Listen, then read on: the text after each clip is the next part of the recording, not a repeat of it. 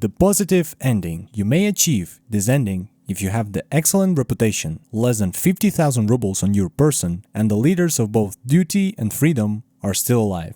The protagonist will ask for the wish. I want the zone to disappear. A blinding white light will surround him, and he will appear to be standing in a field of grass and trees. He will stand still for a moment and let his senses take over, only to open his eyes, which are devoid of irises or pupils, to discover that he has been blinded. The zone has disappeared, but only for him. This is an example of the wish granter's sick irony. The greedy ending. To achieve this ending, you simply need to have at least 50,000 rubles, making this a very common ending for first-time players. This ending will replace all other endings. The protagonist will wish, I want to be rich. After he says this, the bolts and screws of the roof structure will start to loosen and fall to the ground. The protagonist, affected by the monolith spell, will believe that it's gold coins that are falling. As he reaches out to catch these coins, the roof will fall on him and kill him. It is ultimately the greed of the protagonist that results in his downfall, as he is crushed by gold. The ruler ending. To achieve this ending, you need to kill both faction leaders and have less than 50,000 rubles on you. The protagonist walks up to the monolith and will say, I want to rule the world. As he says this, he starts bending over in cramps. All of a sudden, he will be raised into the air and the blue light will shoot from his arms and head. Now with him being in an almost spastic state, the monolith emits a small pulse and the protagonist disappears, suggesting that he has been consumed by the monolith. Since the monolith is part of sea consciousness, which wants to rule the world, becoming part of the monolith is like becoming part of the sea consciousness. So in a twisted sense, the wish is granted. The immortality ending. This can be achieved if you do not fulfill any of other criteria, so you must have less than 50,000 rubles. Your reputation has to be between terrible and excellent, and at least one of the faction leaders must survive. The protagonist will say to the wish granter, I want immortality. In a somewhat anticlimactic fashion, he is quickly turned into a metal statue, something that neither